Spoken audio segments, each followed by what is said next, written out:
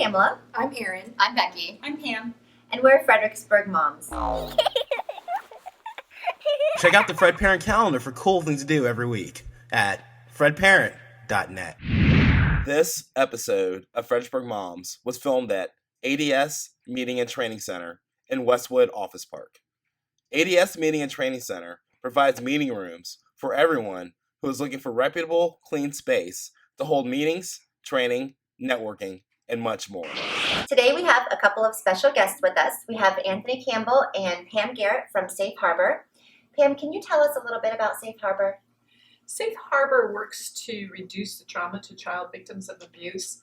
What we do is coordinate the response to the child abuse cases as they come into the center by bringing all of the investigative people to the center, to the child, instead of the child having to be driven to the hospital, to the police station, to CPS. And one of the unique things about it is we're very child friendly. As soon as you walk in the door, you see children's pictures on the walls, and you begin to see people start to relax as soon as they walk in. Mm-hmm. In another room where the poor child never has to see all these people, we'll have law enforcement, CPS, forensic nurses. We always have a nurse on site just in case we need them. We have a therapist on site, the Commonwealth's attorney, and victim witness, and anybody else we think that's important to be at the center for the child's support. The child is interviewed by a well-trained interviewer that does child first forensic interviewing, and they're in this nice little cozy room, and the person with the interview is wearing an earpiece, and we're whispering our questions into their ears so that we can get the investigative piece done, or if they miss something. Mm-hmm. It's being filmed, we record it, and we send the DVDs home with law enforcement, CPS, and the Commonwealth's attorney, and from there we start putting the child back together with their family at Safe Harbor by offering therapy. If they need an exam, they can have an exam on site. And in September, we're starting to add a case manager so that we can do more follow-up to support the family through the process. This is actually the waiting room for both the teenage kids and the smaller children. Because we're growing so fast, we had to take over the teenage waiting room and turn that into our therapy room. So in here on any given day, you can have a child playing with toys, watching movies, a parent sitting on a nice comfy couch, and we feed them snacks and make sure that they have lots of water and juice to help ease through the long day, because sometimes they can be here 2-3 hours, maybe more, depending on if the child needs an exam. We follow the case from beginning to end, so the child won't go through the cracks while it's going to court. And even if it doesn't go to court, we're still following that child till we know they're okay. That's amazing. That's a wonderful, wonderful.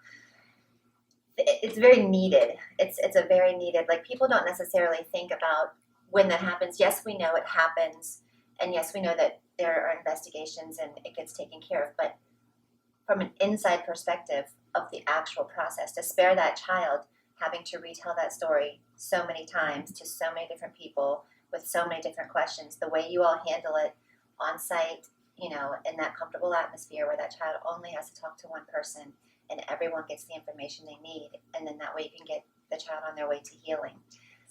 That is just such an amazing, amazing thing that you guys are doing.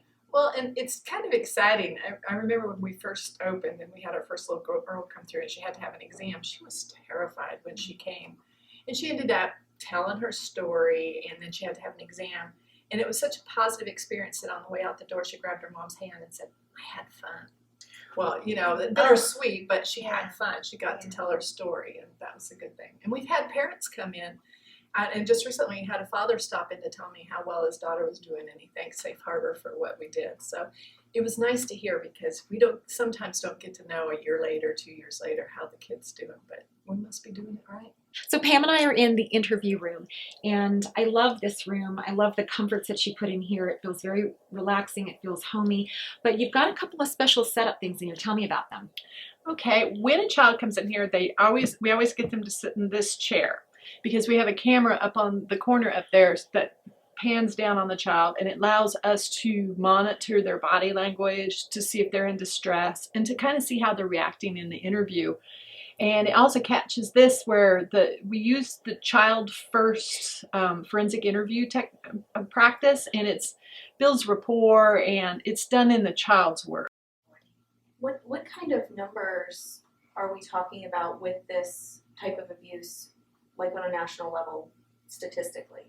The most simple statistic I could give you is 1 in 4 little girls and 1 in 7 little boys are sexually abused before age 18, and these are only the kids that report it. Nationally, there's so many that do not tell because of the shame of the sexual abuse, or because maybe that person who abused them is the breadwinner for the home. Sometimes the child's told, suck it up, live with it. And our goal, and this is so important to me, is our community needs to get comfortable talking about sexual abuse so that these secrets aren't kept anymore.